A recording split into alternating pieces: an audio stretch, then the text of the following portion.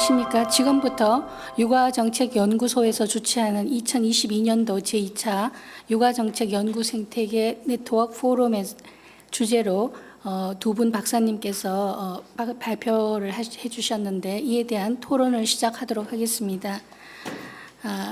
저는 오늘 방금 소개받은 토론 자장을 맡은 육아정책연구소의 문무경입니다.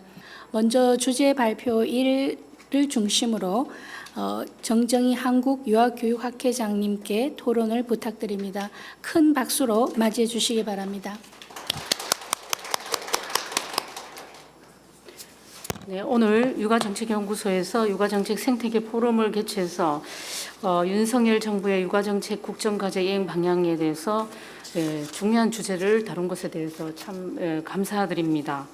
매우 시적절한 것이라고 보면서 육아정책 생태계 포럼은 현재 초저출산 현상이 매우 심각해지고 있는 우리나라의 육아정책 생태계를 다시 한번 점검하고 현 정부가 제시한 국정과제, 육아정책 관련 국정과제가 어떻게 나아가야 할까 방향을 살펴보고자 한다는 점에서 매우 의미 있고 뜻깊은 토론회라고 생각합니다.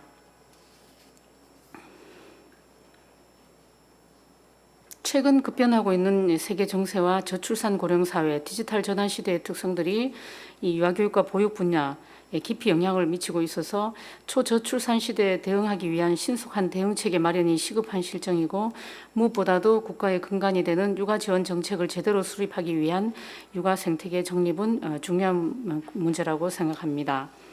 그래서 오늘 두 분의 발표에 대해서 저는 간단하게 몇 가지 대부분의 내용에 대해서 저는 공감을 하고 동의를 하는 그런 입장을 가지고 있으며 몇 가지 생각해 보아야 될 문제에 대해서 토론 주제로 잡아보았습니다. 그래서 육아정책연구소에서 육아정책 수립과 또 육아정책 관련 국정과제 이행을 위해서 부모나 영유아 관련 전문가들 또 국민들을 대상으로 육아정책 과제에 대한 지속적인 의견 수렴과 평가를 하는 것은 매우 바람직하다고 생각을 합니다. 오늘 이런 설문조사 결과 분석을 통해서 평소에 제가 생각했던 부분도 있지만은 생각지 못했던 부분들을 많이 발견해서 육아정책 방향을 설계하고 또 설정하는 데 굉장히 도움이 되는 그러한 설문조사였다고 생각합니다. 그래서 현 정부에서 국정과제로 제시한 육아정책을 유아교육 보육 돌봄 정책, 또 현금 의료비 지원 정책, 시간 정책 지원 정책으로 나누어 살펴본 것도 매우 효과적이었습니다. 앞으로도 이렇게 육아정책에 관한 의견을 적절하게 수렴해서 방향성을 정립해 나갔으면 좋겠고 지속적으로 육아정책 이 인사 말씀에도 육아정책 관련 국정과제가 이게 우리 적절하게 많이 과제가 제시되었다고 생각하는데 제대로 이행되기 위해서 지속적으로 목표 달성 여부에 대한 모니터링과 평가하는 과정이 필요하다고 생각합니다. 또 이러한 육아정책 생태계를 구축할 때 미래지향적이고 장기적인 관점에서 거시적인 차원에서 그런 시각을 갖는 것이 필요하다고 생각합니다. 이러한 육아 지원 정책이 저출산 문제에 초점을 맞추는 것과 동시에 미래 인재 양성의 기초가 되는 유아교육 보육의 중요성을 인식하고 영유아들의 건전한 성장과 발달을 위한 지원을 마련하는 것이 필요합니다. 또 시대적인 특성과 변화하는 사회 환경을 고려하는 가운데서 바람직한 육아정책 생태계 구축이 필요합니다. 육아정책의 목적과 개념 방향성 재정립도 필요합니다. 그래서 현재 디지털 전환, 코로나19와 기후변화, 저출산, 육아를 위한 주변 환경이 급변하고 있는 시점입니다. 그래서 이러한 특성과 또 특성을 고려하는 가운데서도 장기적이고 지속 가능한 육아 정책 생태계 구축이 필요하고 그다음에 단기적인 정책 이행도 중요하지만은 거시적이고 장기적 차원에서 계획을 수립하고 구체적인 정책 실행으로 나가는 것이 필요합니다. 그동안 다양한 돌봄 정책과 저출산 정책, 육아 정책이 많이 펼쳐져 왔지만은 출산율 제고에 큰 기여를 하지 못하고 초저출산 현상이 매우 심화되는 것을 볼 때 육아 정책 전반에 대한 재검토와 함께 현 정부가 제시한 국정과제에 포함된 육아 정책에 대해서도 다양한 측면에서 분석하면서 시행해 나가는 것이 바람직하다고 봅니다. 그다음에 육아 정책을 세 가지로 나누어 살펴봤는데 이러한 육아 정책들이 서로 연결되고 일관성 있는 방향으로 나가는 통합적인 육아 정책 추진이 이루어져야 된다. 또한 이러한 육아 정책들이 유아교육과 보육 정책의 방향과 목표와도 서로 연계성을 가지고 추진되는 것이 필요하다 이렇게 생각을 합니다. 육아 지원 정책 과제 이행을 위해서 이 제도가 가진 장단점을 분석하고 지속적으로 보완하는 것이 필요하다고 봅니다. 정부에서 제시하는 이 육아 지원 정책이 실효성이 있고 효과성이 실질적으로 나타날 수 있도록 다양한 여론 수렴과 정책 연구 과정을 거쳐서 지원 정책이 가지고 있는 문제점을 분석하고 보완되는 것이 필요합니다. 육아 정책 제도가 가진 장점도 있지만 문제점도 동시에 같이 가지고 있습니다. 부모 급여 제도의 경우에도 부모의 소득 보장, 양육비 부담 완화, 아동 빈곤 해소와 같은 장점들을 가지고 있지만 동시에 이 제도가 가지고 있는 문제점들도 있습니다. 영아 공공보육 서비스를 약화하고 여성 고용 및 돌봄 불평등성에 영향을 미칠 수 있으며 양육에 대한 부담을 가중시키는 여러 결과를 초래할 가능성이 있습니다. 따라서 육아 지원 제도가 가지고 있는 한 단면만이 아니라 다양한 측면을 고려하여서 부정적인 측면을 보완하고 이에 따라서 정책 과제의 방향을 수정하거나 변경하는 것이 필요하고 새로운 정책 과제를 보완해서 제도를 시행하는 것이 필요합니다. 또한 육아 지원 정책의 효율적인 이행을 위해서 관련 육아 정책 주체들 예를 들면은 부모, 교사, 지역사회, 기업체, 지자체, 중앙정부 등이 육아 정책에 관한 인식을 공유하는 가운데 서로 유기적으로 협력하여 새로운 정책에 대한 책임감을 공유하는 하는 것이 필요하다고 봅니다. 저출생 문제는 경제, 사회, 문화, 종교 등 다양한 요인들이 복잡하게 얽혀 있다는 점에서 이런 문제를 해결하기 위해서는 육아 지원 정책에서도 경제적, 시간적 지원과 같은 물질적인 측면의 지원뿐만 아니라 정신적, 심리적인 지원도 같이 지원하는 다양한 측면에서의 다차원적인 접근이 필요하다고 봅니다.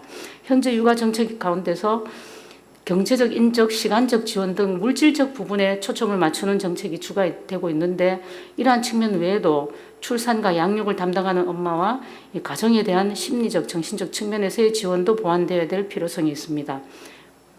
부모를 위한 다양한 지원 프로그램을 제공해 줄 필요가 있고 또한 동시에 국공립 어린이집과 유치원을 확대해서 육아에 대한 국가의 공적 책임을 강화하는 것이 함께 이루어져야 된다.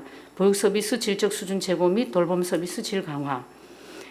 지속적으로 유아교육과 보육 서비스의 질을 높이고 우수한 교사 양성을 통해서 차별 없는 교육과 보육, 돌봄이 제공되기 위해서는 또 이혼화 체제로 운영되는 유치원과 어린이집의 통합이 이루어질 필요가 있다. 이렇게 해서 저는 네 가지 그런 부분에 대해서 토론을 하였습니다. 마치도록 하겠습니다. 감사합니다. 네, 감사합니다. 정정희 학회장님. 간단히 말씀을 드리면은 지금 현금 지원 그리고 서비스 지원, 시간 지원 이렇게 세 가지 유형으로 이 가정 양육 지원을 하고 있는데 이러한 세 가지 지원 제도 간의 연계와 통합성을 강조를 해주셨고요. 그리고 부모 급여 제도를 도입하는 것에서 장단점을 분석하고 그런 단점들을 지속적으로 보완할 필요가 있다는 것, 그리고 또 저출산 정책에 있어서 경제적 어떤 시간 지원과 같이 이렇게 물질적인 지원과 더불어서 정신적, 심리적 지원을 아우르는 다차원적인 접근이 필요하다는 점, 그리고 정책의 어떤 효율적 이행을 위해서는 관계 핵심 주체들의 어떤 협력과 그리고 제가 가장 마음에 드는 것은 이 책임감을 공유한다. 정책 이행에 대한 어떤 책임감을 공유하는 것이 필요하다는 것을 강조해 주셨습니다. 다음으로 주제 발표 2에 관련한 토론을 전효정 한국아동학회장님께 청해 듣도록 하겠습니다. 네, 저는 지금 윤석열 정부에서 육아 정책 제안 중에서 가장 눈에 띄는 것이 부모 급여 제도의 도입이라고 생각합니다.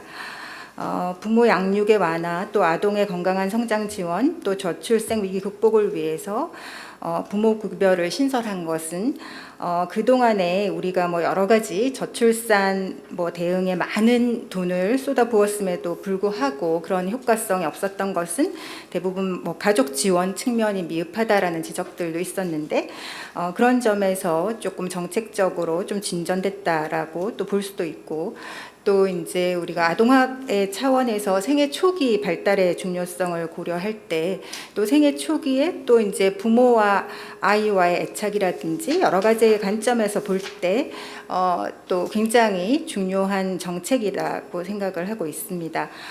그렇지만 또 이제 그 내용을 살펴보면은 부모 급여의 성격이 아까 이제 박은정 박사님도 발표에서 말씀하셨지만 기존에 하고 있는 뭐 양육수당이라든지 양육지원, 영아지원 같은 뭐 이런 것과 어떤 점에서 차별이 있나, 그 명칭은 분명히 바뀌었죠. 뭐 영아수당이라든지 이런 게 아니고 부모급여, 그러니까 부모라는 데 방점이 있다. 그래서 아까 부모권 말씀하셨는데요. 그래서 그런 점에서 볼 때 이 제도가 뭔가 또 효율성이 있으려고 한다면 부모급여의 어떤 성격 규정이라든가 이런 것들이 굉장히 중요하다고 생각합니다. 그리고 뭐 아까 이제 김나영 박사님의 조사에서도 가정 양육, 특히 영아기의 가정 양육에 대해서 굉장히 현금 지원에 대한 요구가 굉장히 높았고, 그런 측면에서도 부모 급여 제도는 수요자 요구에 굉장히 부합하는 정책이라고 할 수 있습니다. 그래서 뭐 여러 가지 측면에서 볼 때 뭐 그 영아기가 특히나 또 이제 개인의 뭐 특성이라든지 이런 것들이 영아기는 굉장히 차이가 나기 때문에 집단 양육보다는 개별 양육이 또 우리가 바람직하다라는 점, 그다음에 아까 말씀드린 뭐 애착이라든지 또 이제 이 시기에 아이만 뭐 또 중요한 것이 아니라 부모가 아이하고의 애착 형성을 통해서 이후에 부모의 역할을 또 발전시켜 나가는데도 굉장히 중요한 시기이기 때문에 이 시기에 부모가 직접 양육한다는 것은 굉장히 중요한 부분이라고 생각합니다. 그리고 뭐 또 특히 요즘 같은 코로나라든지 여러 이런 환경에서도 또 영아기의 감염으로부터 보호한다는 측면에서도 긍정적인 측면은 있습니다. 그런데 이제 뭐 여러 가지 측면에서 볼 때 뭐 또 이제 그 영아기의 어떤 뭐 양육에 대한 부담을 경감시키고 또 이런 것들이 실제적으로 뭐 소득 보존 효과가 있다, 뭐 이런 점에서도 굉장히 뭐 지금 영아 부모들은 많은 기대를 하고 있는 것 같습니다. 그래서 이렇게 뭐 이런 뭐 항상 모든 정책들은 양면이 있듯이 굉장히 중요한 그런 긍정적인 효과도 있겠지만 그런 효율성 측면에서 볼 때 여러 제도와의 연계성, 앞선 발표에서도 육아휴직 제도와 연계라든지 또는 뭐 사각지대에 대한 고려 뭐 이런 것들이 필요하다고 하겠습니다. 그래서 이와 관련해서 뭐 몇 가지 방안에 대해서 사실은 앞에서 뭐 정책 제안이라든지 이미 발표자들께서 하신 내용들과 거의 겹치는 부분이 많은 것 같습니다. 첫 번째로 부모 급여 제도가 효과적으로 시행되려면 이제 육아휴직 제도를 잘 살펴보고 보완을 할 필요가 있다라는 점입니다. 그래서 지금 현재 뭐 모든 직장에서 그 육아휴직이 가능한 것도 아니고 또 이제 소규모 사업장이라든지 뭐 개인 사업자, 가정주부의 경우에는 육아휴직 급여를 받을 수가 없습니다. 근데 이제 사실은 이제 육아휴직을 할 수 있고 또 휴직 급여를 또 받을 수 있는 이런 분들이 또 부모 급여까지 받으면 이분들한테는 굉장히 긍정적인 효과가 있겠지만 사실은 이제 오히려 더 저소득층에서는 상대적으로 비교할 때 훨씬 더 힘들어지는 게 아닌가. 그러니까 이제 사실은 이제 우리가 이제 똑같은 돈을 들였을 때 어떻게 하는 게 효율적일까?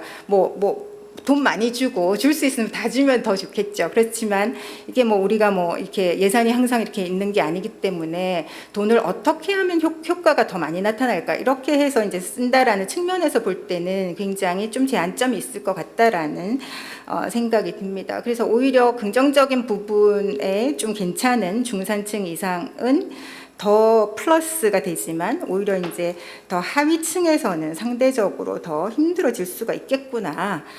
그리고 또 그들이 쉽게 이용할 수 있는 뭐 그 가정 그 어린이집이나 이런 것들이 것들이 이제 지금도 벌써 굉장히 문 닫는 가정 어린이집들이 굉장히 많이 있고요. 이렇게 하다 보면 뭐 근처에서 아이를 맡기고 일을 하러 갈 수 있는 이런 환경이 오히려 지금보다 더 나빠질 수도 있겠다. 그런 점에서 여러 가지가 우리가 이제 고려해야 될 점들이 있는 것 같습니다. 그래서 이제 취약계층의 영유아들이 그래서 오히려 공평한 출발선의 기회를 제공받지 못하는 결과를 초래할 수도 있겠다. 그래서 아까 정정희 회장님도 말씀하신 공공보육 인프라라든지 서비스를 강화하는 방안 이런 것들도 우리가 구체적으로 좀 살펴봐야 될 것 같습니다. 다음 세 번째로 부모급여 제도가 효과가 시행되기 위해서는 가정의 양육의 질적 수준을 높여야 됩니다. 사실은 뭐 지금 뭐 아동 학대라든지 여러 가지 심각한 문제는 대부분 가정에서 일어나고 있고요. 그리고 뭐 지금 아이와 보내는 시간이 많으면서 적절하게 아이를 양육하는 그런 기술이라든지 훈련이라든지 이런 것들이 안 된 부모들은 오히려 더 뭐 아이하고 많은 시간을 보내는 게 항상 긍정적이진 않겠죠. 우리가 이제 생각하는 기본적으로 뭐 그 질적인 상호작용이 되고 엄마가 직접 아이하고 같이 있다라는 거는 근본적으로는 좋지만 어떻게 하느냐, 그 엄마가 뭐 산후 우울증이 있을 수도 있고 스트레스 때문에 여러 가지 문제가 있을 수도 있고 뭐 이렇다 보니까 이런 뭐 여러 가지 우리가 우려하는 오히려 뭐 아동 학대 문제라든지 오히려 지금 뭐 이렇게 그 집단에서 우리가 그 보육을 할 때는 기본적으로 이제 정부에서나 이제 우리가 모니터링이 가능한데 가정에서 우리가 개개 가정에서 가서 모니터링하거나 이렇게는 할 수 없잖아요. 그렇기 때문에 문제나 이런 것들이 오히려 심각하게 되지 않을까 뭐 이런 우려가 굉장히 많이 있습니다. 그래서 뭐 여러 가지 이런 이제 그 우려점들을 우리가 어떻게 해결해야 될까. 그래서 이제 뭐 부모 교육에 대한 의무 도입, 이거는 굉장히 몇십 년 전부터 저희가 이제 뭐 왜 그 지금 우리가 그 자동차 운전 면허증도 뭐 그 교육을 받고 그 취득하는데 부모의 그 중요한 역할에 대해서 우리가 전혀 이렇게 하지 않느냐 이런 것도 옛날부터 되어 왔지만 특히 이제 명칭이 부모급여라는 제도가 도입되면서 이 부모의 어떤 부모 교육에는 부모 역할에 대한 강조를 좀 방점을 좀 찍어야 되지 않을까 이렇게 생각합니다. 그래서 이제 부모들이 좀 제대로 역할을 할 수 있도록 이제 서포트가 필요한데 아까 이제 발표하실 때도 이제 육아 정보라든지 이런 것들의 어떤 이제 플랫폼 그래서 지금 현재 그 젊은 엄마들도 굉장히 그런 인터넷이나 디지털에 나와 있는 뭐 맘카페라든지 이런 데 정보에 굉장히 많이 의존하고 있습니다. 근데 사실은 거기에 뭐 좋은 정보도 있지만 잘못된 정보 이런 것들이 굉장히 많이 있습니다. 그래서 이제 국가적인 차원에서 어떤 육아 정보를 좀 스크리닝하고 그 제대로 된 정보 또 이제 아이의 특성에 맞는 이런 것들을 지원할 수 있는 이런 플랫폼을 개발하고 이런 것들을 뭐 쉽게 아까 앱도 나오고 다양한 얘기들이 아까 이제 나왔었는데 그런 것들과 연동해서 우리가 좀 보완해 나가야 되지 않을까 싶습니다.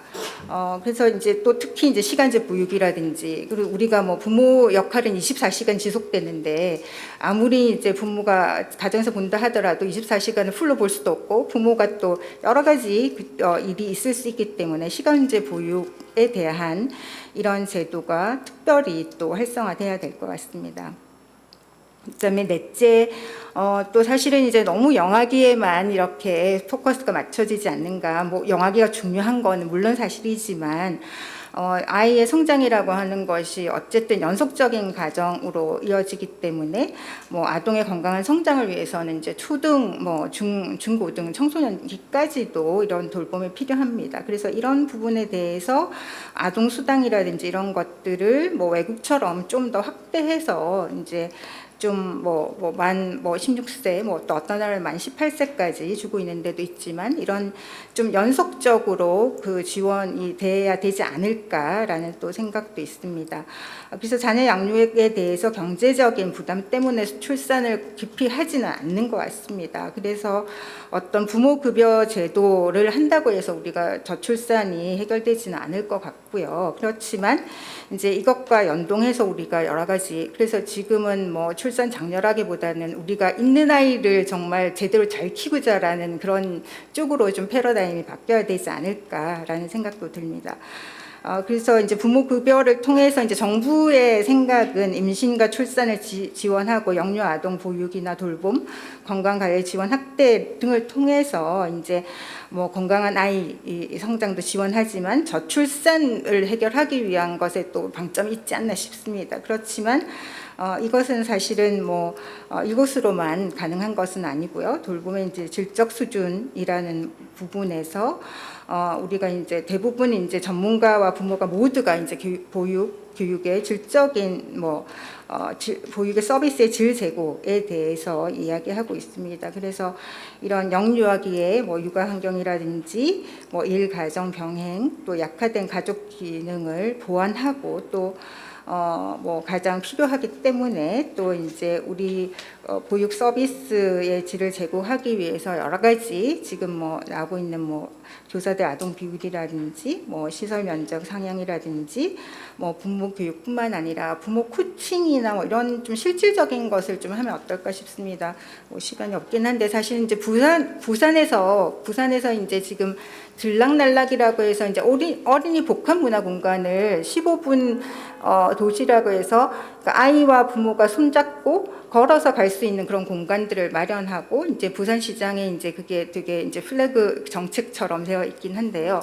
그래서 이제 거기에서 이제 가장 핵심적으로 저희가 지금 동아대학교에서 시범 사업을 하고 있는데 거기서 핵심적으로 하고 있는 것이 이제 부모 코칭입니다. 그래서 아이의 어떤 기질이나 이런 특성에 맞도록 어떻게 부모가 이제 적절하게 아이를 잘 양육하고 또 지원해 줄 것인가 뭐 이런 것들에 대한 부모 코칭들을 하고 있는데 이런 것들이 이제 아까 또 말씀하신 뭐 육아 종합지원센터라든지 뭐 보육기관이라든지 이런 쪽과 연계해서 실질적으로 도움을 줄 수 있는 그런 프로그램들이 강화돼야 할 것 같습니다.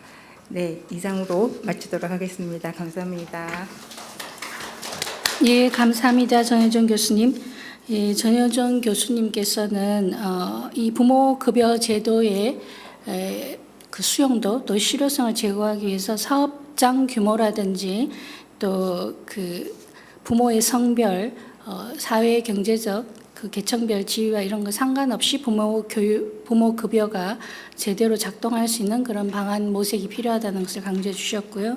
또 하나는 가정 양육의 질적 수준을 담보할 수 있는 그런 지원이 함께 이루어져야겠다는 것, 그리고 생애 초기 3년 만으로 이 부모급여를 지급하는 것은 충분치 않으니 초등과 청소년까지 연장해서 지급이 될 수 있는 방안, 그리고 또 부산시와 동아대학에서 함께 하고 계시는 플래그십 그 사업 프로그램으로 부모 코칭하는 것까지 이게 소개를 해주셨습니다. 다음 토론으로 넘어가도록 하겠습니다. 아동권리보장원의 장화정 본부장님께 토론을 청해 듣도록 하겠습니다. 큰 박수 부탁드립니다. 네, 안녕하십니까. 네, 소개받은 장화정입니다. 육아정책 생태계 네트워크 포럼을 제가 두 번째 참여하고 있는데 사실 저는 아동보호본부장으로서 이 자리에 와서 여러분들이 지금 말씀해 주신 아동 학대와 관련해서는 조금 제가 저의 개인적인 경험으로 말씀을 드리고 이제 보호와 관련된 얘기로 좀 토론을 진행하겠습니다. 이런 점 양해해 주시기 바랍니다. 오늘 육아정책 중에서 우리 정부가 지향하고 있는 국정과제의 방향성을 어떻게 앞으로 개선할 것인가에 대한 얘기를 나누고 있습니다. 항상 영유아나 아동에 대한 정책과 예산은 OECD 국가 중에 상위에 차지하지 못하고 있는 실정이어서 사실 이번 정부에게도 거는 기대 또한 크다고 볼 수 있습니다.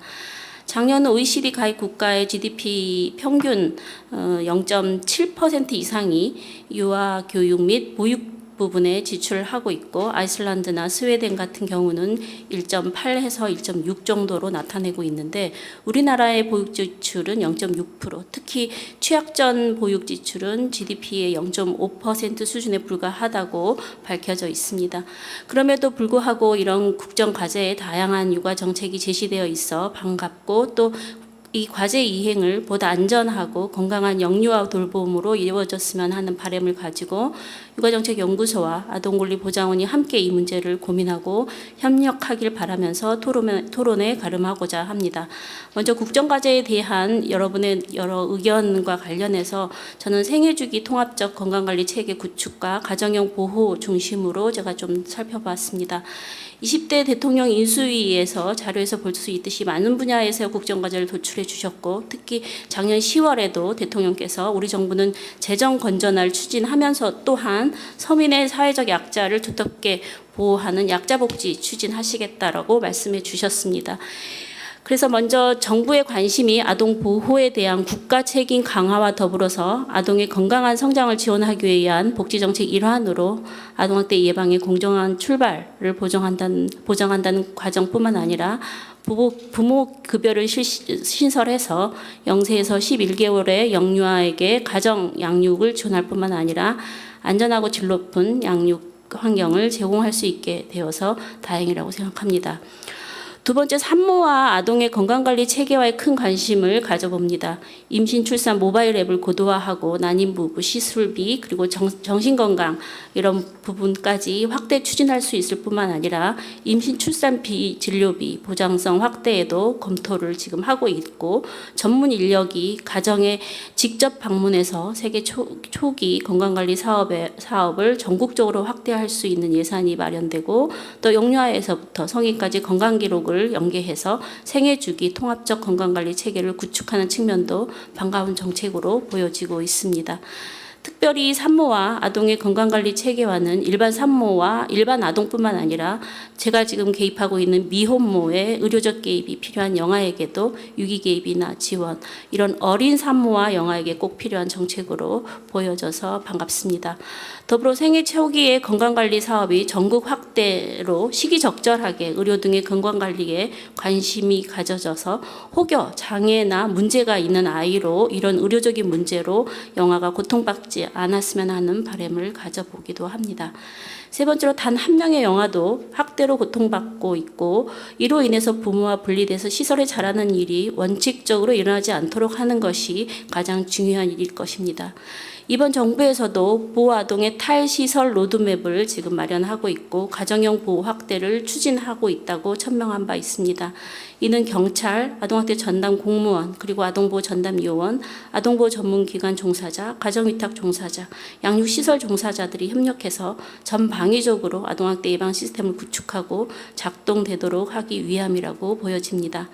학대 등으로 양육시설에서 입소된 영유아가 온 가정에 복귀되도록 면접 교섭이 이루어져야 할 뿐만 아니라 아이가 양육시설이나 가정위탁에서 잘 지내는지 꾸준히 양육 상황들을 점검해야 할 것입니다. 다행히 2000년 10월부터 아동보호 전담 요원이 영유아뿐만 아니라 아동에 대한 보호를 적극적으로 개입하고 있고, 아동보호 전문기관의 사례관리를 통해서 재학대 문제 등 그리고 가정 내 문제들을 원만히 해결해서 신속히 아이들이 안전한 가정에 복귀할 수 있도록 노력하고 있는 것은 사실입니다. 이게 안전한 가정에 복귀해야만 하고 또 원가정 보호의 원칙이 실현돼야 되기 때문에 이런 일들을 지금 현재 하고 있다고 보여집니다. 그럼에도 불구하고 분리되어서 자라나고 있는 영유아와 어린 아동일수록 집단 생활을 하는 이런 양육시설보다는 가정 위탁이나 새로이 가정을 만들어주는 입양을 통해서 가정에서 아이들이 생활해야 된다는 원칙이 실현돼야 된다고 생각하고 있습니다. 이를 위해서 양육시설에서 자라나고 있는 베이비박스 아이들뿐만 아니라 양육시설에서 자라고 있는 아이들 중에서도 입양을 갈 수 있는 아이라면 입양 대상 아동으로 지정해서 입양 가도록 제도를 지금 현재 개선하고 있습니다. 두 번째, 부모 급여 제도와 쟁점 중에서 저는 영유아 부모 교육에 관련해서 조금 더 논의하고자 합니다. 모든 정책의 원칙은 아동 중심의 정책, 아동 개인의 복지 증진이 좀 우선되었으면 하는 바람입니다. 부모에게 급여를 지급하는 이유가 영유아 자녀를 둔 부모의 양육비 부담 완화와 소득 보장 강화의 차원이긴 하지만 기본 철학은 아이 양육이 보다 안전하게 이루어지기를 원함일 것입니다. 이렇게 본다면 아동 단위의 지급 동의의 의견에 동의하면서 만 1세 영세와 일세 지급 방식을 구분할 필요가 있을까라는 생각, 그리고 당연히 아이는 가정 내에서 양육이 우선되어야 하지 않을까라는 의견을 조심스럽게 제시하고, 또 저소득 아동 여성의 지원 폭을 깊이 고민해야 되지 않을까. 그리고 지금 모든 교수님들께서, 회장님들께서 말씀하셨지만 공공보육 서비스의 악화를 우려하기보다는 조금 더 합리적인 방법으로 바꾸면서 돌봄의 질을 확보할 수 있는 방법은 없을까. 육아휴직의 기업 인식, 그리고 아이 양육하기 좋은 사회 의식 마련 등이 함께 고민이 되면서 아동 중심 정책을 만들었어야 한다라고 생각합니다. 한 가지 더 기술하자면 아동 개인의 복지 목적, 아까도 계속 나왔지만 출생 정책이 0.18명의 출산율을 맞물려 있습니다. 이제 돌보는 아이가 사라진다는 의미이기도 합니다. 그렇게 많은 양육 정보를 원하는 부모들이 있으시고, 또 스스로 공부하고 노력하시는 부모님들도 계십니다. 당연히 부모 급여 시 교육과 정보 제공이 있어야 된다는 응답, 의무적으로 부모 교육이 필요하다는 응답, 이런 응답들을 우리가 잘 고려해야 될 것으로 생각합니다. 이 당연한 자녀 양육의 책임을 인식시킬 뿐만 아니라 의무적으로 양육에 대한 정보와 교육이 실시돼야 된다라고 보여집니다. 최근 저희 아동권리보장원에서는 아동 존중의 원칙을 기반한 체벌 없는 더 나은 양육 방법을 제안하기 위해서 긍정양육 119 원칙을 마련했습니다. 긍정양육 119 원칙은 아동을 독립된 인격체로 존중하는 것을 기본 전제로 해서 부모, 자녀 서로의 이해와 부모, 자녀 서로 간의 믿음, 이 두 가지 원리로 9가지 실천 방법들을 제시한 바 있습니다. 아마 누구라도 아이를 대하고 계시는 분들은 기억하고 실천하실 수 있는 원칙이기에 소개해드렸습니다. 오늘 포럼은 아이를 낳지만 정부가 사회와 함께 키우기 위한 대책이 필요하기 때문이고, 또 아이에 대한 복지 예산은 현재와 미래에 위한 투자라고 생각을 하고 있습니다. 오늘 이런 포럼으로 인해서 정부의 영아 정책과 또 이행이 한 걸음 더 나아갈 수 있는 계기가 마련되었으면 하는 기대를 가져봅니다. 이상입니다.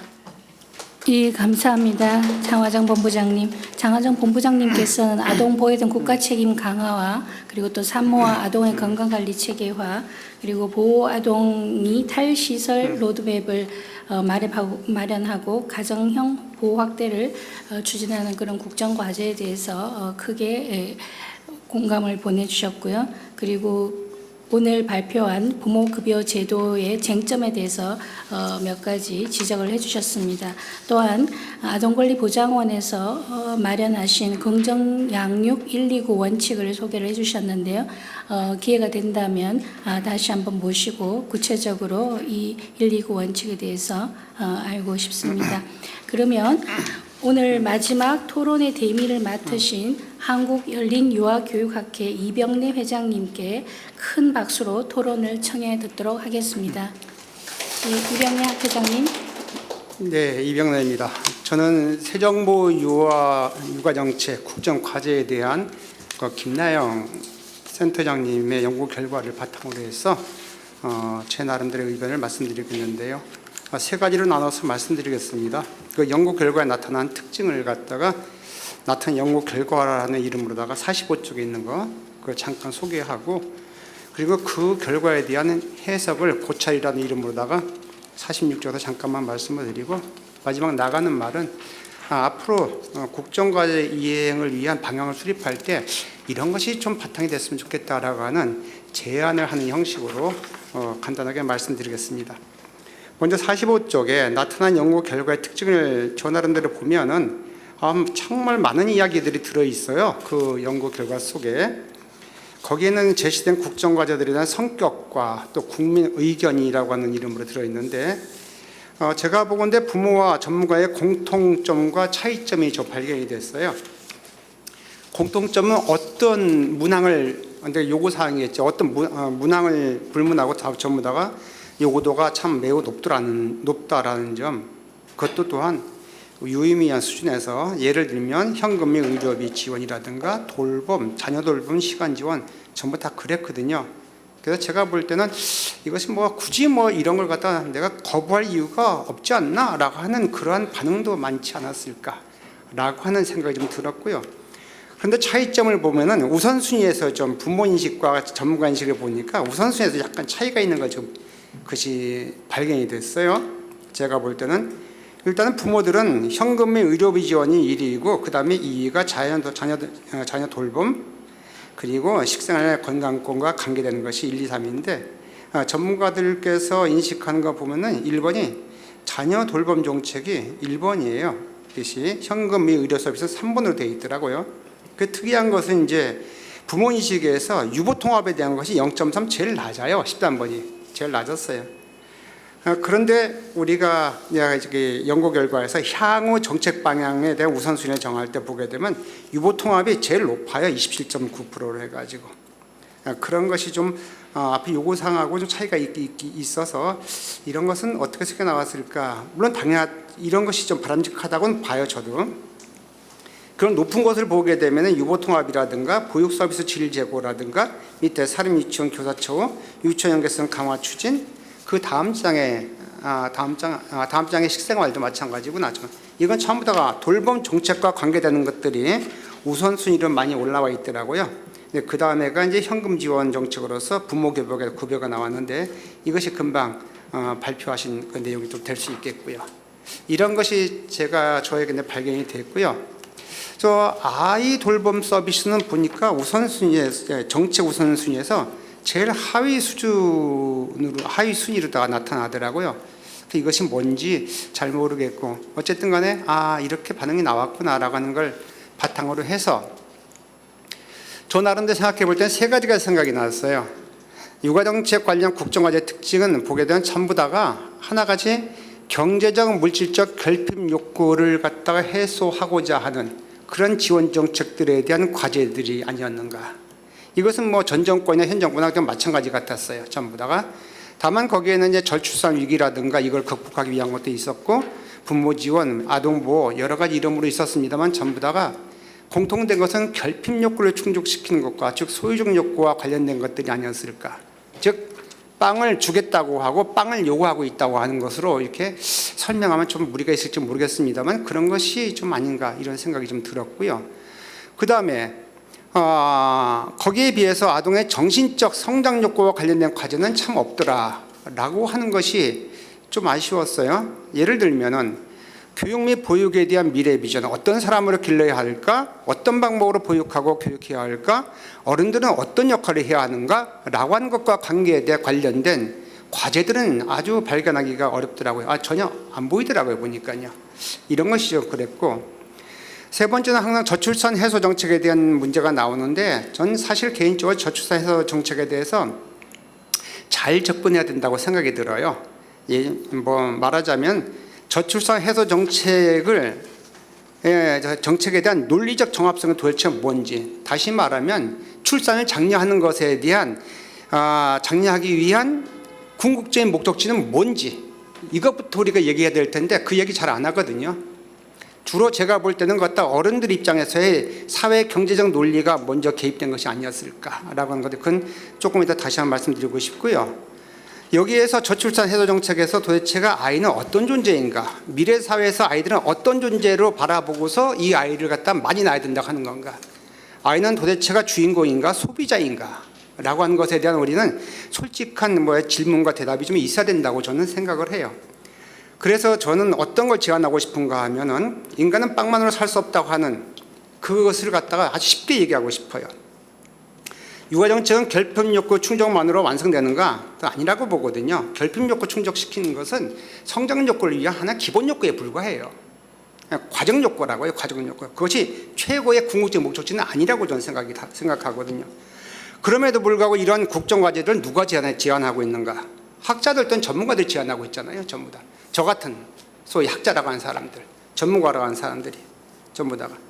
근데 결국은 이 전문가라고 하는 사람들이 가지고 있는 패러다임이 무엇인가에 따라서 국가정책이 다 달라진다는 뜻이거든요.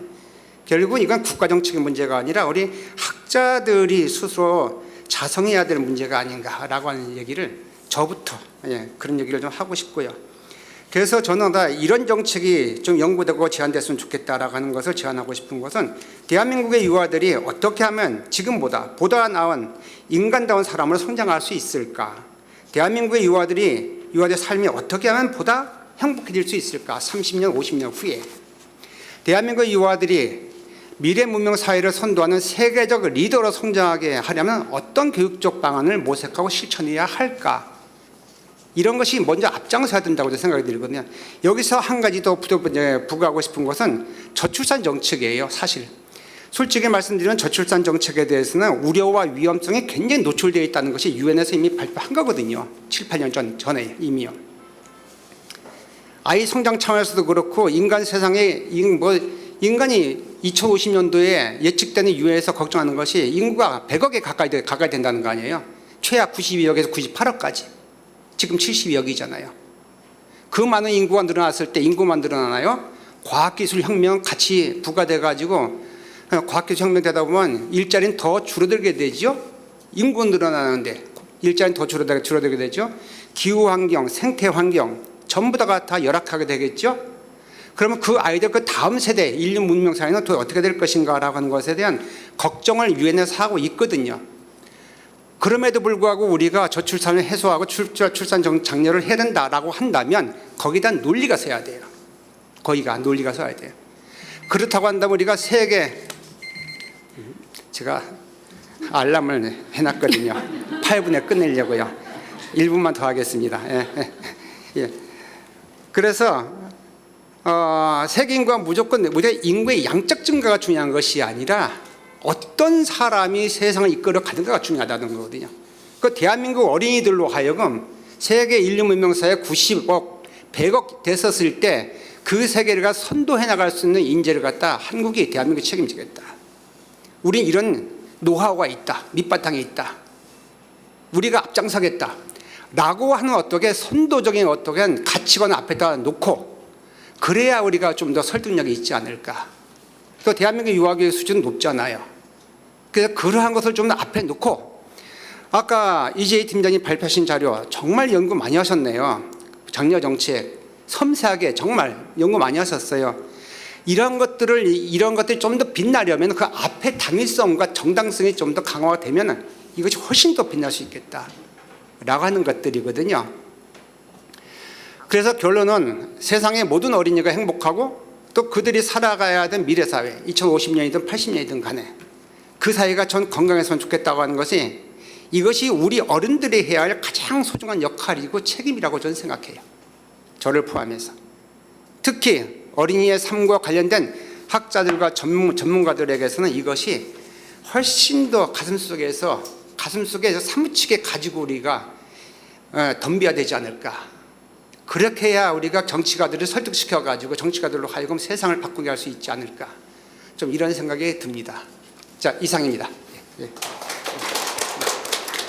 예, 감사합니다. 이병래 학회장님. 학회장님께서는 이 육아 정책에 대한 그 부모와 전문가의 어떤 인식의 차이가 있다는 점을 지적을 해주셨고요. 그리고 이제 육아 정책이 기존에 육아 정책이 결핍 요구에 기반해서 수립되어서 보다 근본적이고 또 철학적이고 장기적인 관점에서 정책 수립을 할 필요가 있다는 것을 지적해 주셨습니다. 유아기에 국한하지 말고 평생의 관점에서 또 미래 2050년 그 이상을 내다보면서 미래 사회의 변화를 예측하면서 어른들이 이 아이들을 위해서 해야 할 역할과 책무에 대해서 다시 한번 강조를 하셨습니다. 이것으로 토론을 마무리하고자 합니다. 그 토론 자장으로서 제가 보기에는 여러 가지 이제 그 주요 관계자들의 집단의 그 관점의 차이가 있고요. 그리고 정책의 어떤 비의도적인 양명성, 긍정적으로 시작했지만 부정적인 그런 측면이 있다는 것을 저희가 알고 또 보완을 해야 된다는 점, 또 정책의 어떤 반복적으로 남성의 육아휴직 사용이 어렵다든지 현금 지원의 단가가 낮다든지 또 서비스의 질 제고를 해야 된다든지 유보 통합이라든지 이런 문제들은 반복적 지속적으로 나타나는 그런 정책적인 문제이기 때문에 보다 정교한 정책 설계와 또 이런 모니터링이 필요하지 않은가 생각하고요. 다시 한번 어떤 정책에 있어서 타이밍이 굉장히 중요하다. 뭐든지 시기가 중요한데 이런 타이밍을 놓치지 않고 육아 정책을 잘 수립하고 실행해야겠다는 생각을 했습니다. 이상으로 윤석열 정부의 육아정책 국정과제 이행 방향을 주제로 한 토론을 마치겠습니다. 바쁜 일정에도 불구하고 육아정책연구소의 2022년도 제2차 육아정책 연구생태계 네트워크 포럼에 토론을 해주신 학회장님과 또 본부장님께 다시 한번 진심으로 감사드립니다.